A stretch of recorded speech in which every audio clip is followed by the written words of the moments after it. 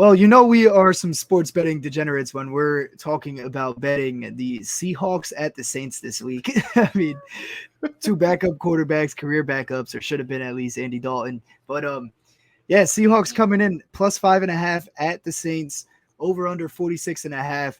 I've really got nothing here. I'm going to stay away from this game completely, probably, unless you convince me strongly on the side, which I think you might.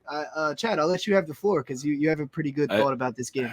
No, this is one of those ones where I'm just like, what? Like, all right, so the Saints are 1-3. They look like dogs at Carolina a couple of weeks ago. They double doinked to lose in London to Minnesota last week.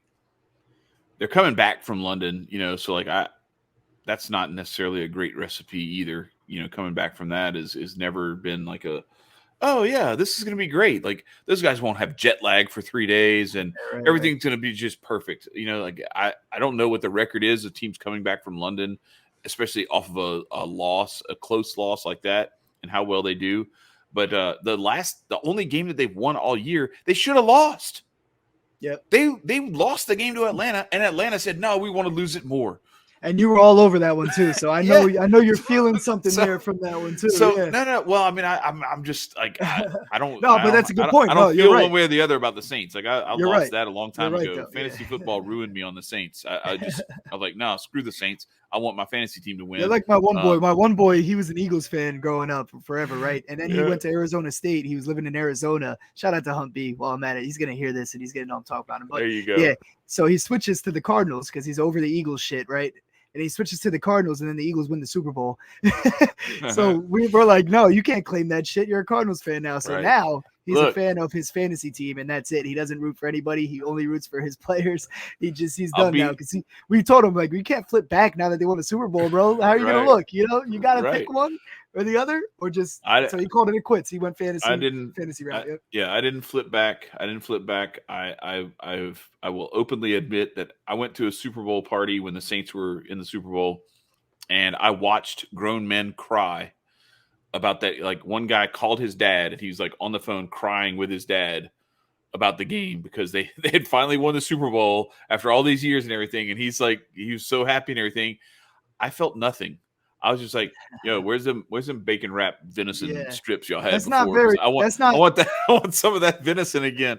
I mean, it was an enjoyable moment between father and son, but other than that, it's not very Men of Order like to be doing. Yeah, that, no. So well, I didn't even mean that. I'm just saying, like, I didn't even like enjoy it. Like, I was just like, I grew up a huge Saints fan. So my point with this whole game is something stinks. Something doesn't make sense. This Saints team has played terribly. So this is a Seahawks team that beat the Broncos in week 1 on Monday Night Football, then turned around and naturally, like we predicted on this show, got embarrassed by San Francisco, an in-division game at San Francisco. Okay. Then followed that up by taking it on the chin against Atlanta. But then they came back this week when people had written them off and ran through the Detroit Lions. Okay, yeah, I know. I was all over the Lions, man. Yeah, right. Fuck. So I look at it this week and I'm like, all right, what am I looking at here? Am I expecting? Is this how this team is? This team is that Jekyll and Hyde that if they're playing on the road, it's trouble, and if they're playing at home, they're all good. And are we supposed to look at that Falcons game and say, okay, well, if the Falcons beat them, then the Saints should beat them because the Saints beat the Falcons. Well, the Saints should have lost that game to the Falcons. And I just look at how the Saints have been playing and how the Seahawks have been playing, and I just don't see it.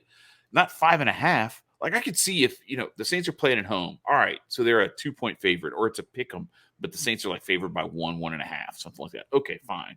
Right, 5.5. That's a lot. Like that's premium. For that team. That's more than some other better teams are getting. We were just with worse teams played. We were just arguing the Eagles 5.5 with the Cardinals, and that's a way better matchup. That's a way better matchup for the Eagles. Yeah, I agree with you. I don't understand. Like the Saints, it makes no sense to me, and so I want to avoid it. But there's another part of me that's like, all right, so how can I nibble around this game without getting trapped into taking a side on that line? And so then I start looking at some of the player props. Here's what's wild about it. So they've got the Saints -5.5. Oh, now it's -6 on DraftKings. This is insane. And the anytime touchdown scorers, all right, the first 5 on the odds, Alvin Kamara, Michael Thomas, Chris Olave, Jarvis Landry, and then you get to Kenneth Walker. And so it's like, okay, we're really like the first 4 guys on your list are Saints.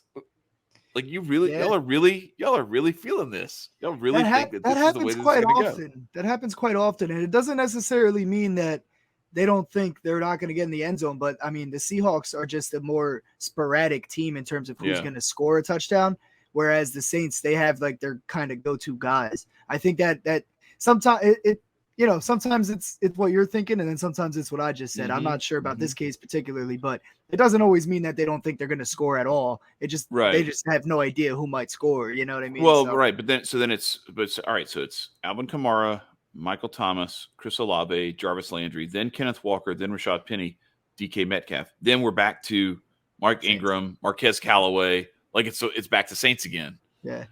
Well, so see what I mean? Like they only trust 6 out of the first 9. 6 out of the first 9 are Saints, and you got 3 Seahawks. What odds are you getting on Will Dissly? Let's see. Plus 400. That's my pick. Anytime. That's my pick right there. So there you go. Will Dissly. If I'm betting this game, yeah. And that's just like that's purely off the top of the head. But I'm in a game where the book is even telling you that it's this unpredictable. I'm going for the odds every time. Yeah, so I guess the reason why I wanted to point out how crazy this line looks is to kind of warn folks, because I think if you're looking at it, that Seahawks line plus 5.5 against a hapless Saints team that just came back from a double doink in London against Minnesota, I'm sure there are people who are just like, oh yeah, give me the Seahawks plus the 5.5. Like, I don't know, man. So you're saying that could be the trap there. I think it's a trap. Sometimes these juicy lines are like, they make sense. I can make a good case for it, and I can say, okay, I get it.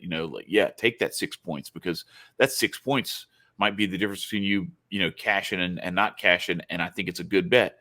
This one, I don't know. Like, what is it about this Saints Seahawks matchup that has made the line move? Because we put this plus 5.5 like 10 minutes ago up. Yeah, we did. And it's already at 6. So I don't know who knows what. I don't know what they're expecting, but like something smells fishy here. And man, would it be wild if the Saints win this thing by 2 touchdowns and kind of shock the world. And it's not going to be shocking the world, because I don't think anybody expects much out of either of these teams. Right. But I think the smart money, if we didn't know anything about how Vegas operates, right? We would look at them and be like, well, yeah, give me the Seahawks plus 6, knowing what I know.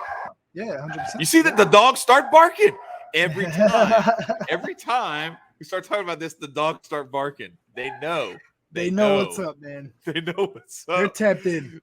So I don't know. Now I'm starting to second guess myself. I'm thinking like, shoot, man. Maybe it's the dog today. Yeah, right. I'm not superstitious, but I am a little bit stitious.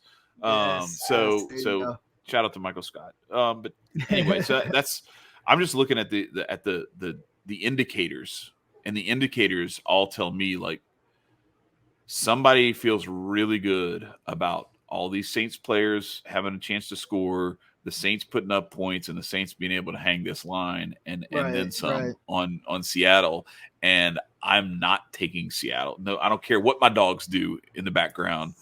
I am not putting any money on Seattle. And that's not predicting that. That's not predicting that they won't cover or won't win. That's just me saying like, I don't think it's good money. Stay away. I don't feel good about it. Go somewhere else with your money. There's plenty of better games on the slate. Yeah, sometimes just saying I don't know, man, is perfectly okay. That's the best answer most of the time in sports betting. That's how you don't lose money sports betting right there, honestly. Exactly. I mean, you know how many times we go through so many games where I'm like, I don't know, I'm just gonna play some player props. Most games I feel more comfortable with knowing what's going to happen in terms of how the offenses are going to be ran and the player props, rather than who's actually going to execute that game plan, right? And do it well enough for a win, and what's going on the other side of the ball. If they're executing, maybe they're not on defense or special teams. I mean, there's so many factors that goes into that. I mean, and then there's other games like the Bucks where I'm just like, that shouldn't be that high. That's a trap. Right. It's the Bucks. And, I mean, we've called stuff right every time on that. But this is just us saying, like, stay away. There's probably better opportunities to put your money. If you stay tuned with us, we'll show you the better opportunities to put your money. But this is just to get you started for the weekend. Right. So we're going to start something on Sunday where we're going to actually put out our official picks, and we're going to start tracking them so that like, based on our official picks, how good or how terrible we are at picking this stuff. This is not one I'm going to use as one of my official picks. Right. Because I don't feel good about this game. Exactly. But I feel way worse about putting money on the Seahawks than I do about the Saints. So that's all I'll say about that's a good point. Yeah, if I'm picking a side here, if I'm putting some hard-earned money behind any of these teams, I would have to say the Saints. I mean, even though Seahawks screwed me yesterday with that, or last week with that win. So yeah, I got some beef with them right now. I'm going Saints. No, I'm just kidding. But yeah, I mean, no, it's a very valid point. I mean, it looks a little high for the fishy. Saints. So yeah, fishy. Yep. But all right, yeah, we'll be back Sunday morning, of course, with our every Sunday show that we do. We're going to talk some player props, go through the whole slate again, any new insights, any injury developments. We'll have that all for you on Sunday. And we might even build another parlay together. We've been getting smoked by like 1 yard and 1 catch past 2 weeks. We're going to get over that hump. I'm fine. I might actually not put out parlays anymore because I cash parlays left and right all the time. You don't put them out.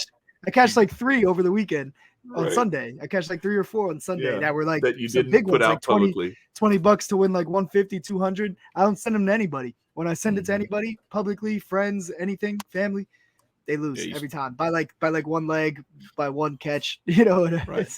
So I might just stay away from it. We might let Chad build one instead. See his luck with the public betting. But I might have to keep my parlays to myself because I want to make some money.